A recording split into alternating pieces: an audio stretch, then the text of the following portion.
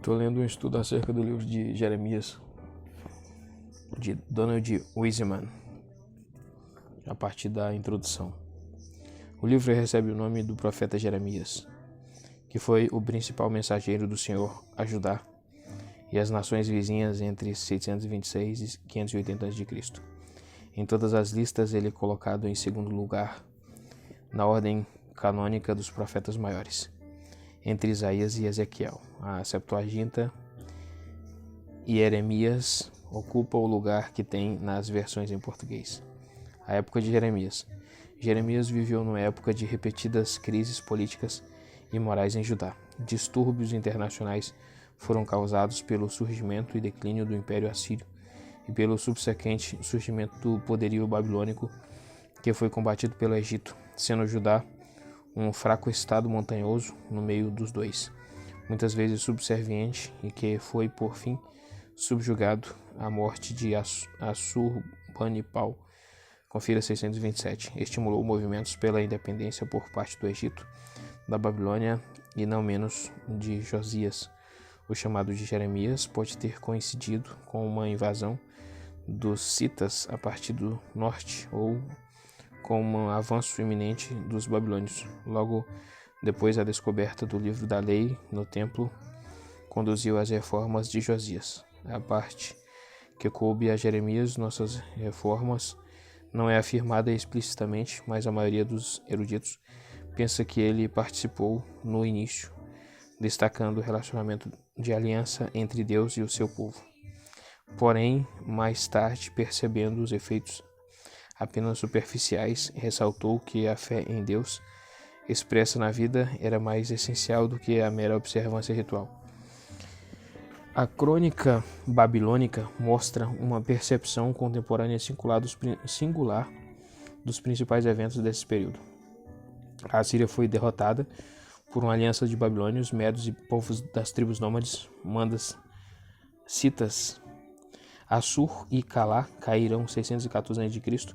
e a própria Nínive caiu 2 anos depois. Os assírios se retiraram para Arã, onde inicialmente foram apoiados por Nero II do Egito, 610 a 594 a.C. Apesar da tentativa fatal de Josias de intervir por meio do seu ataque contra as forças egípcias em Meguido, depois Judá perdeu muito da sua independência. 2 Reis 23 a 29. Pois Jeoacás II, filho de Josias, foi substituído por seu irmão mais velho, Jeoaquim, e Judá se submeteu à forte influência egípcia. Ele parece ter se engajado em pródigos projetos de construção na cidade e no templo, 22, 13 ao 19, e a oposição de Jeremias após a batalha de Carquemes em agosto de 615 a.C. Muito franca, como no seu sermão do templo 7:1 a 8:3, teve o propósito de advertir contra as falsas esperanças de paz e prosperidade e confiança em que o templo em si pudesse salvá-los. Naquele ano, os babilônios varreram os egípcios para dentro de suas fronteiras e no ano seguinte fizeram campanhas na Síria, quando Daniel e outros judeus foram levados para a Babilônia. Jeremias previu a investida dos babilônios e o saque de Asquelon em 604 a.C., como havia feito Sofonias. Foi anunciado um jejum, 36:9, mas a lição não teve efeitos duradouros. Joaquim, um vassalo de Nabucodonosor II, da Babilônia, 36, do 9 ao 29, mudou de lado em 601 a.C., quando os egípcios derrotaram o exército babilônico, 2 Reis 24:1. Como Jeremias predisse, os babilônios despacharam divisões locais com tropas da Síria, de Amon e Moabe para invadir Judá, aguardando a sua própria expedição punitiva, 2 Reis 24:2. Em dezembro de 598 a.C., os babilônios estavam prontos para castigar Joaquim. No mês de Quisleu, do seu 7º ano, o rei da Babilônia reuniu as suas tropas e marchou para Ciro-Palestina. Ele cercou a cidade de Judá e no 2º dia do mês de Adar capturou a cidade e prendeu seu rei. Ali ele designou um rei da sua própria escolha, recebeu os seus pesados tributos e os enviou à Babilônia. Crônica babilônica. Esse relato extraordinário tão confiável registra a captura de Jerusalém em 16 e 17 de março de 597 a.C., o aprisionamento de Joaquim e sua substituição por um rei apontado pela Babilônia chamado Matanias Zedequias, o filho mais novo do rei Josias e tio de Joaquim, 2 Reis 24:17, e o início do exílio, sendo esses os tópicos das profecias de Jeremias. Os falsos profetas predisseram que o exílio duraria somente 2 anos e suscitaram a opinião popular contra Jeremias. Ele respondeu especificamente a essas afirmações aos exilados na Babilônia por meio de uma carta cheia de bom senso e de conselhos sábios, capítulo 29, e com um ato simbólico no 4º ano de Zedequias, capítulo 28, quando os falsos profetas apoiaram as atividades pró-Egito. Jeremias era contra essa deslealdade e acordos livremente firmados com a Babilônia. No entanto, a rebelião lá, em 595/4 a.C., fortaleceu esperanças de liberdade renovada e representantes de Edom, Amon, Moabe, Tiro e Sidom tiveram a Jerusalém para discutir a sua possível extensão. 27:3. O profeta comparou os de Jerusalém, capítulo 24, figos ruins, com o remanescente fiel no exílio. Em 589 a.C., Ofra subiu ao trono do Egito e interviu nas questões da Palestina da mesma forma que havia feito seu pai Psamético II, 594 a 589 a.C. As negociações de Zedequias com ele foram interpretadas pelos babilônios como rebelião. Assim, em 589 a.C., estes investiram primeiramente contra a Síria e então foram para o sul e entraram em Judá. Laquis, tel El do Vei, e Azeca, tel Es Zacaria, no lado sudoeste de Judá, foram cercadas. As cartas de Laquis retratam de forma clara a ansiedade das tropas. Veio a notícia de uma intervenção egípcia em 587 a.C. e os babilônios saíram de Jerusalém para se encontrarem com os egípcios e atacá-los. 37 do 3 ao 8. Os habitantes de Jerusalém, sentindo que o perigo havia passado, libertaram os seus escravos. 34:8. Mas, ao contrário do que Jeremias aconselhou, novamente os escravizaram e continuaram a resistir aos babilônios. 37, 3 ao 10 e 38, 14 ao 23. Quando o profeta tentou sair da cidade, foi preso como desertor. 37, do 11 ao 21. E mantido preso até a queda da cidade de 587 a.C. e até que Zedequias fosse levado, cegado e aprisionado. O comandante babilônio ordenou a soltura de Jeremias, e assim ele se uniu ao recém-apontado governador de Judá, Gedalias, em Mispá 40.6. Mas quando Gedalias foi assassinado, o grupo fugiu para o Egito a fim de evitar as represálias dos babilônios. Essas ocorreram em mais uma deportação de exilados de Jerusalém em 581 a.C. Jeremias, com Baruque, foi levado à força para o Egito, onde, segundo a tradição, foi morto por apedrejamento em Táfnis, um ano depois, pelos judeus que rejeitaram a sua continuada condenação da idolatria. 44:24. O caráter e a mensagem de Jeremias. A personalidade de Jeremias aparece fortemente em suas muitas referências pessoais. O pronome eu é mais frequente em Jeremias do que em qualquer outro profeta do Antigo Testamento. A sua ligação com Anatote 1.1, 1 Reis 2:26 e 27, levou muitos estudiosos a pensar que ele era de ascendência sacerdotal. Ele foi submisso e mesmo assim relutante em relação ao seu chamado. 1.6, confira Isaías, Amós, Oséias. Era franco e sincero como Miqueias e capaz de fortes denúncias do mal e da hipocrisia. Ele intercedia tanto por amigos quanto por inimigos.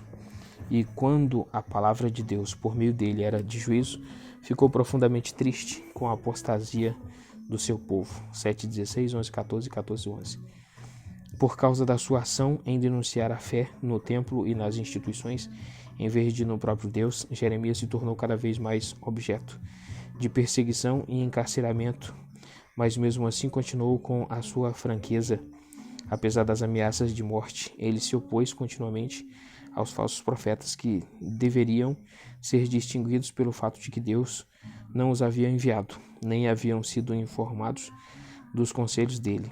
As ideias deles eram suas próprias, de modo que não tinham nenhuma autoridade, nem conhecimento verdadeiro, e propagavam mentiras. A sua palavra iria fracassar. A palavra do verdadeiro profeta, como Jeremias, seria fundamentada na vida do mensageiro, em sua comunhão com aquele que o enviou e nos resultados da sua mensagem, 23, 3 ao 22. A palavra de Deus não está à disposição do homem, 23, 18, e pode lhe ser dada contra a vontade deste. 26, 6 e 7. Ela pode ser como um martelo que esmigalha, por cuja ação o profeta talvez tenha de esperar muito tempo. 15, do 10 ao 25. Jeremias demonstrou sua fé pessoal na palavra que lhe foi dada quando comprou uma propriedade familiar no lugar então ocupado por forças inimigas, capítulo 32, e sua sabedoria prática na carta que enviou aos exilados, capítulo 29, e também sua precaução ao colocar as suas profecias em forma escrita como meio de preservação, capítulo 36. Muitas vezes ele foi uma testemunha solitária e foi proibido de casar, 16 do 1 ao 4. Mesmo assim, foi atencioso com os que ajudaram, Ebed-Meleque, 39 do 15 ao 18, e seu secretário Baruque, 45 do 22 ao 25. O seu senso poético é extraordinário, como também o seu uso, como Ezequiel, de material de apoio visual na pregação, como um profeta que destacava o arrependimento e a religião pessoal. Ele era um homem sensível, de profundas emoções e percepções. Ele se fundamentava na revelação de Deus na natureza. 8:7, extraindo ilustrações da amendoeira, da chaleira fervendo e da vida do campo. Jeremias era um homem de Deus e um verdadeiro patriota. O seu propósito era conduzir o povo de Deus às coisas melhores. Ele intercede por eles para que o juízo seja afastado. 14:7 a 15:9. Fala por sentimento do povo, como o povo escolhido de Deus, santo. 2.3, uma videira seleta. 2:21 e 12:16. Os amados de Deus, 11:15 e 12:17. E a herança de Deus, 12 do 7 ao 9, o seu rebanho, 13:17 e primogênito, 31:9. Jeremias via que Deus sempre foi um Deus de misericórdia que convida ao arrependimento, apesar do resultado inevitável da idolatria do povo e de seu abandono da lei de Deus. Jeremias não era contra os sacrifícios e os rituais, mas viu que isso só poderia ser avaliado se expressasse o coração e a vida como consequência do verdadeiro relacionamento da aliança com Deus. A nova aliança, 31 do 31 ao 34, tornaria o povo de Deus uma bênção universal, 33 do 6 ao 9. E ele falou muito dos termos que definem o relacionamento de aliança. Ele destacou o conhecimento do Deus que tem ciência, 29 a 23, e presciência das coisas. A falta desse conhecimento é uma marca do fracasso de Israel, 8:7, do sacerdote, 2.8, do pobre, 5.4, e dos ímpios, 4.22. Isso somente pode ser revertido por meio da nova aliança, que vai ser caracterizada pelo conhecimento de Deus, 31-34. Deus é o criador de tudo, 27.5, incluindo as nações, que são suas ferramentas, 27.6, 31, do 35 ao 37. Ele é justo, reto, ou um Deus, e um Deus que ama, 9, do 23 ao 24. Os escritos de Jeremias também são distintos pela sua sensibilidade ao pecado e ao juízo. Este é em grande parte autoimposto, como consequência do pecado, que é a recusa em conhecer o Senhor. E isso se evidencia quando o povo esquece de Deus, 2:32 e 3:21, e o abandona, 2:17 ao 20. por meio de rebelião, de infidelidade e enfermidade de coração. 3:22. Jeremias espera o Messias, o renovo justo, o descendente de Davi, o Senhor, que é a nossa justiça. 33:16. O único que poderia trazer paz a um povo arrependido. 33:8 e 14:16. O governo do Messias seria uma bênção não somente para a sua própria cidade e povo. 31:12 ao 14. Mas também para os outros. 16:19, 30:9 e 33:5. Em um futuro mais imediato, ele viu a reconstrução de uma santa Jerusalém. 31:23 a 40.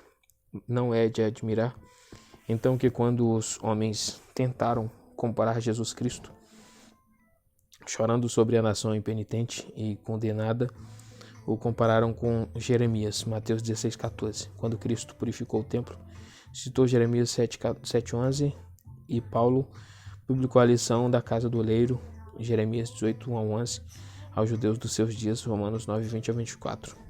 Das 40 citações de Jeremias feitas por autores do Novo Testamento, a maior está associada com a queda da Babilônia. Confira Apocalipse. A ordenação das profecias. O livro é uma antologia das profecias e experiência de Jeremias. A ordenação geral parece clara. Primeiro, as profecias acerca de Jerusalém e Judá, capítulo 1 ao 25. 2. Narrativas biográficas envolvendo Jeremias e profecias de salvação para Israel e Judá, capítulos 26 a 45. 3. As profecias acerca das nações estrangeiras, capítulos 46 a 51, e um apêndice histórico, capítulo 52. Confira também a análise a seguir nessa ordenação. No entanto, nenhum princípio cronológico exato está sendo seguido, embora exista um agrupamento de acordo com o reino que em profecias foram anunciadas. Josias 1, do 1 ao 19, 2.1, 6.30, 7.1, 10.25, 18.1, 20.18. Jeoacás, nenhuma. Josias ou Jeoaquim, 11.1 a 17.27. Jeoaquim, 25 e 26. 25 e 26. 35 e 36, 45 a 48. Joaquim, 31, do 15 ao 27. Zedequias, 21, 24, 27, 34, 37, 39, 49, 51. Gedalias e Egito, 40 a 44. A autoria do livro é muito debatida. Os críticos diferem em redação às profecias que atribuem a Jeremias. Alguns consideram as seções pessoais e biográficas obra de um autor ou editor que não foi Baruque, e rejeitam a terceira fonte ou seções no estilo deuteronomista, EG, que iniciam com a palavra que veio a Jeremias da parte do Senhor, como autênticas, e impõem uma data tardia a elas, em grande parte porque atribuem uma data tardia a esse estilo de hebraico. Essa linguagem, tanto na poesia quanto na prosa, é usada ao longo dos séculos para a lei e o templo, e seria conhecida de Jeremias como sendo quase certamente o hebraico tradicional, padrão a partir do mínimo do século X. Além disso, essa teoria exigiria que um editor posterior tivesse mudado as palavras de Jeremias da primeira para a terceira pessoa, embora o aramaico fosse crescentemente comum no tempo de Jeremias, o seu uso restrito. EG 10:11, possivelmente uma nota de rodapé. É mais uma indicação da autoria de Jeremias. Alguns chamam os capítulos 30 e 31 ou 33 de Pequeno Livro da Consolação, e outros denominam os capítulos 37 e 45 de História da Paixão de Jeremias por Baruque. Não se justifica a teoria que só aceita os trechos poéticos como originais de Jeremias. Tampouco é possível, a não ser subjetivamente, reconstruir o rolo ditado a Baruque por Jeremias. 36:1. Não há necessidade nem razão satisfatória para duvidar de que Jeremias tenha posto por escrito as suas palavras principais durante os anos 726 a 604 a.C., da forma declarada. Outros trechos poderiam ter sido acrescentados e escritos por Baruque, enquanto ele e Jeremias estavam no Egito. A seleção e a ordenação poderiam ter sido feitas sob a supervisão de Jeremias, embora as teorias dos eruditos diverjam, a coerência de linguagem, pensamento e ensino em todas as seções é um argumento fortíssimo, se é que necessitamos de um, a favor da autoria por Jeremias. O texto. Os manuscritos hebraicos de Qumran, datados de antes de 68 d.C., apoiam o texto massorético, enquanto ao menos um fragmento 4QGer, que eu acho que já é de Jeremias, né? Mostra que eram conhecidas algumas recensões que seguem um texto grego. Septuaginta, conhecido mais breve. Este é cerca de um oitavo mais breve que o texto massorético, texto massorético hebraico. E 2.700 palavras, ou o equivalente a 6 ou 7 capítulos. A maioria dessas omissões é de pouca importância, são devidas às traduções individuais para o grego, a redução do texto. Capítulos 27 e 28, a omissão de duplicações, ou a algumas omissões por erro homoeteleuton, EG 39, 16 a 20, 33 do 14 ao 26, 39 do 4 ao 13, 52 do 28 ao 30, embora a Septuaginta acrescente em torno de 100 versículos, não há apoio para nenhuma afirmação geral de que o texto grego é superior ao texto massorético. As variedades mais notáveis são a colocação de profecias concernentes às nações na Septuaginta após a 25:13, na ordem Elão 49, 34, 39, Egito capítulo 46, Egito capítulo 26, Babilônia capítulo 51 a 51, 58, Filisteus capítulo 47, Edom 49 do 1 ao 6, Quedar 49 do 28 ao 33, Damasco 49 do 23 ao 27 e Moabe capítulo 48. Alguns estudiosos têm sugerido que essa ordenação foi feita quando a Pérsia era a principal potência mundial e assim a Babilônia foi colocada após o Egito. J. Young.